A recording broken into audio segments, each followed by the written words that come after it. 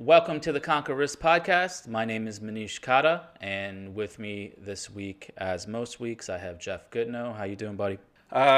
Frankly, I'm colder than well digger's ass down here. Austin, Texas is not supposed to be well below freezing. My little portable heater in the garage broke last night, and nobody carries them because it's not supposed to be this cold. So I'm drinking hot chocolate. I got gloves on. It is what it is. It's 61 degrees in my office and dropping quickly while I have the door closed.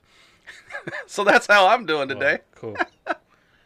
I played tennis this morning, and we're going to the beach this afternoon. Kiss my really cold ass. Thank you. All right, moving on. All right, what we're talking about this week is pertinent to what's going on in the news and also what's going on with Potomac. So two things have happened recently. Obviously, a lot of people have heard about the Robinhood thing. If you dig deep into it, there's news about the payment for order flow and how they make money and why is it free.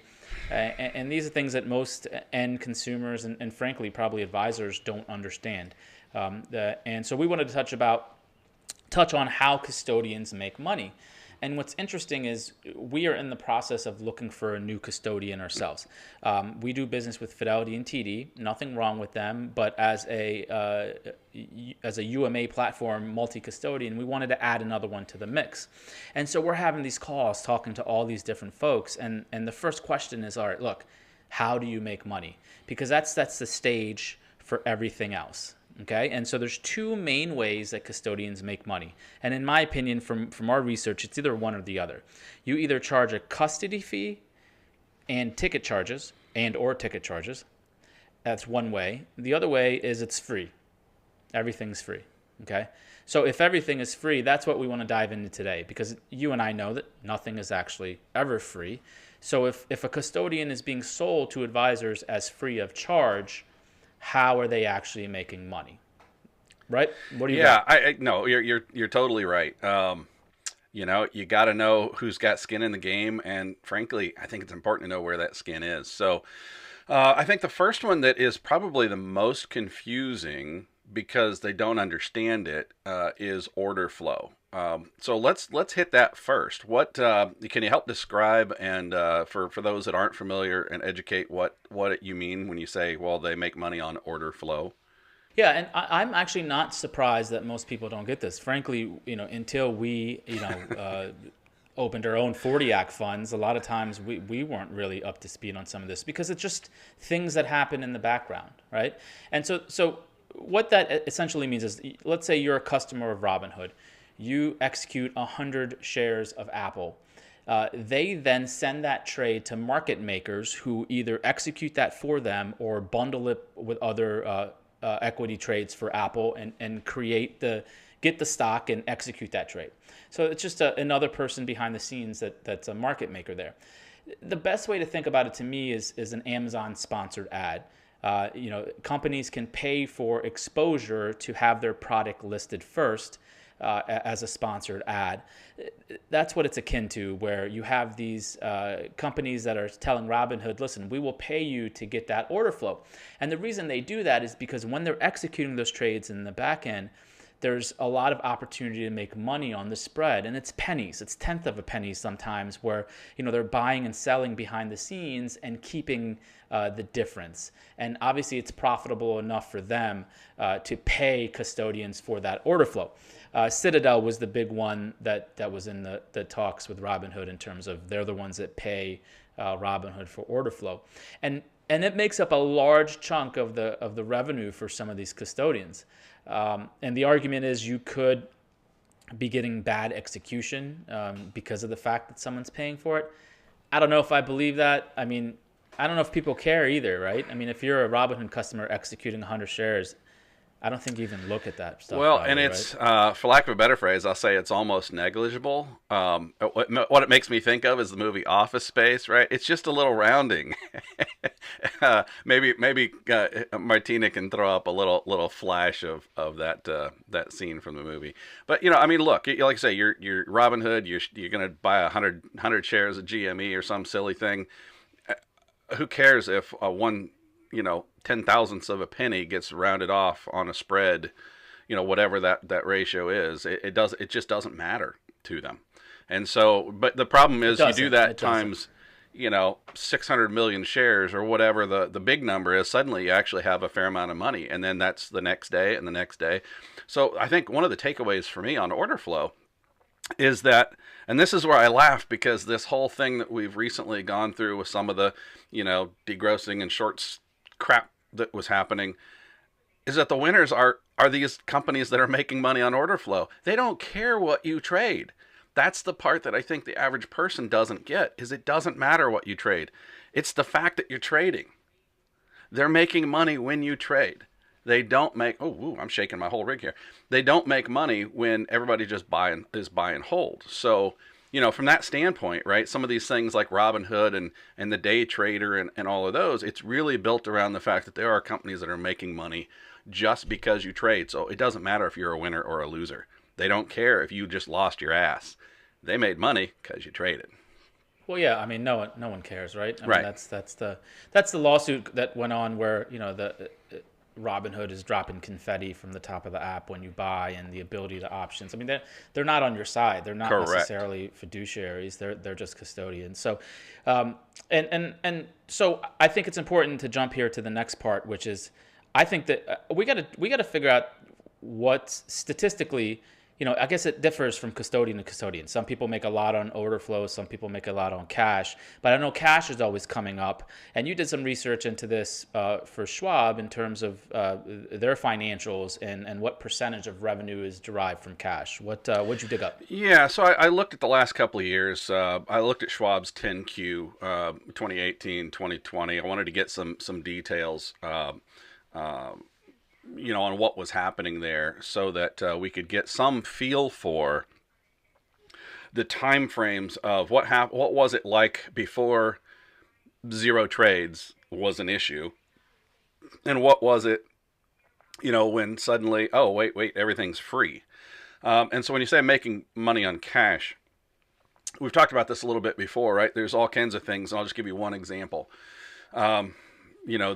Their intelligent portfolios, right? That would be one quick example. They have a sort of a standard amount of cash in each one. But what's it really mean to the bottom line? And that's what we're going to look at here. So some of this we will put up on the screen for those viewing on our YouTube. Now that we're really kicking that, we appreciate all the YouTube viewers. In 2018, I'm going to have to read some of this. I want to make sure I get it right. Trade revenue was only 7.8% of the bottom line. Cash revenue was 54% of Schwab's bottom line. Think about that for a second. The trade commissions that they went said, oh, well, okay, fine, we'll go to zero just like Robinhood. They only give up 7% of the revenue, essentially. Now, in the last 9 months, I looked at this ending 9/30/2020. Trade revenue was still 7.4%. So they're still getting a little bit of trade revenue on some of the things. Look, it wasn't, the reality is, albeit marketing says 100% is free, not everything is free. Not every trade has been actually removed, trade commission. So, it was down 1.5 points. It's really not a big deal. It didn't impact them basically at all, right? But cash is now up to 57.2. So they continue to increase the revenue on cash. And I think that just goes to show that most people don't, and most advisors don't realize that the fact that they're keeping some money when cash is a part of the portfolio in its many forms, during settlement, etc., that is a huge, huge revenue for Schwab. It's not good or bad, right? We're not throwing a stone here. We're just saying let's unveil it, right? Let's uncover what's really happening. And that's an important point. We are not picking on anyone. Everyone can run the business however they seem fit. What we're trying to say is, look, when you choose a custodian, it's probably important to recognize where their money is coming from, because where you find the incentive, you'll find a lot of the decisions and motivations behind that. And so if cash is a huge portion, then they might have portfolios that encourage the use of cash. I've heard rumors that some custodians are telling you that if you don't use their cash, that they'll charge you a custody fee, and then you have the choice: either pay the custody fee or use their cash that pays them. So this is this not picking on one or the other. It's just kind of following the rabbit down the rabbit hole. So can you explain real quick, like, all right, so what do you mean? How do they make money on cash? Like, how exactly is that working? Right. So one example, I gave you sort of the higher level, right? Which is okay. Let's just the intelligent portfolios. You're a moderate or a conservative growth investor. Maybe you have. I didn't look at the portfolio breakdown themselves, but let's say 30% cash. You're always going to have 30% cash. So how do they make money from that?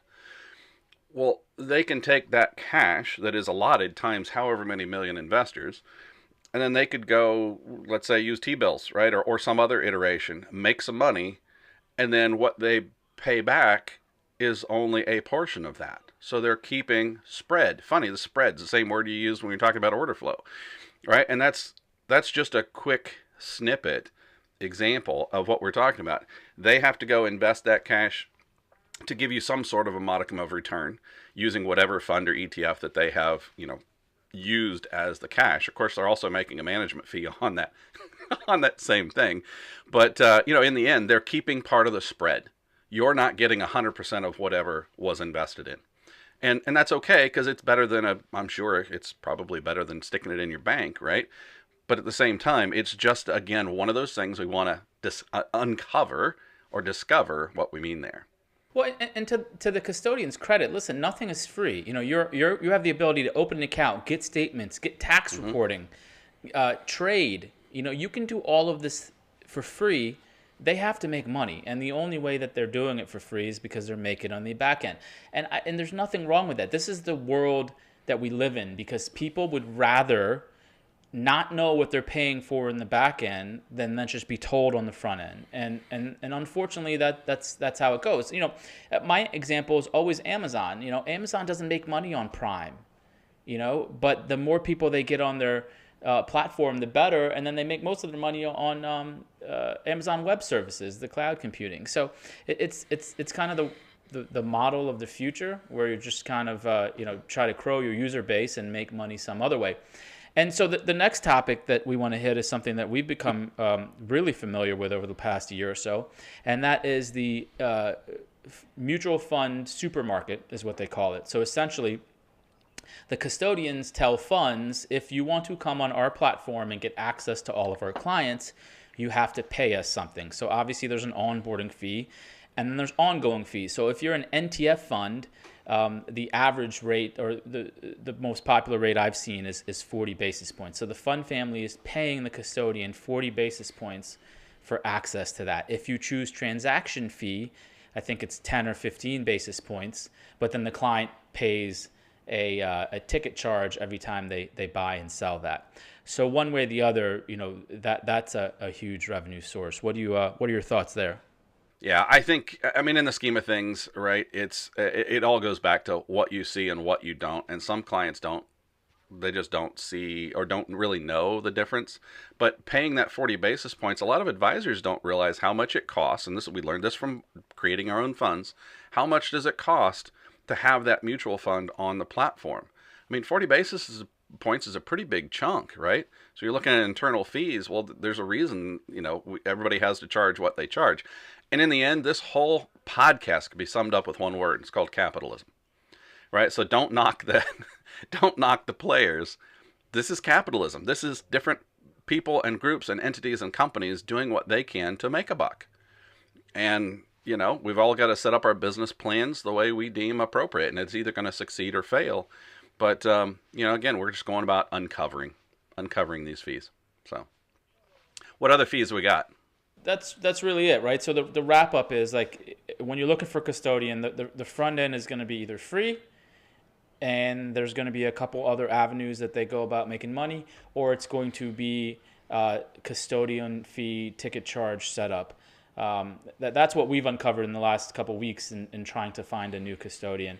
And it's important to do your there's a whole other list in terms of due diligence. This is just talking about how custodians make money. I mean, there's SIP insurance, yada yada. There's a ton of things you should look at, but for purposes of this discussion, we just want to uncover how they make money. And we're probably missing a lot. Yeah. There's probably it's just two guys that are surface level researching. Like we don't know exactly the ins and outs of what they're doing. Like they could be laughing at us right now because they make money selling T-shirts. I don't fucking know.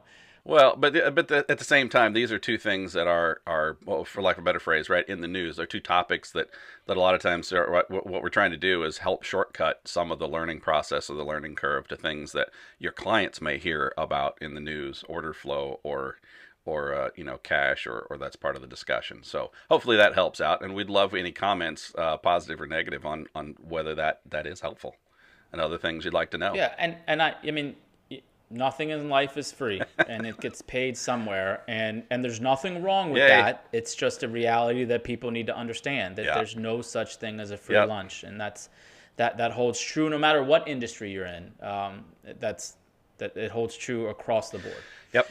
All right, what's going on in your world? You got any recommendations? Oh gosh, I would have to say look, this is going to be a very specific one. The Archer Hotel in Austin, Texas, in an area they call the Domain. Absolutely loved it. Spent the weekend recently there. Unfortunately, it was, or I should say, fortunately, it was much nicer out than it is now.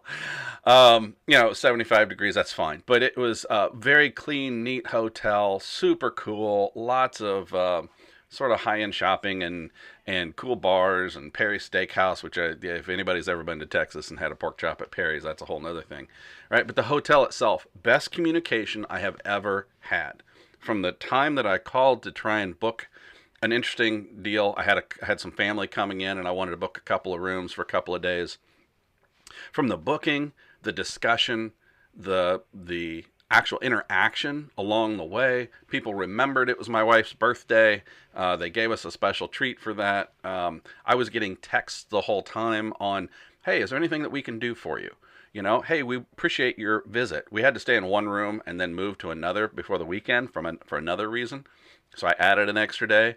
And when we left that room, I'm getting a text, hey, we miss you already.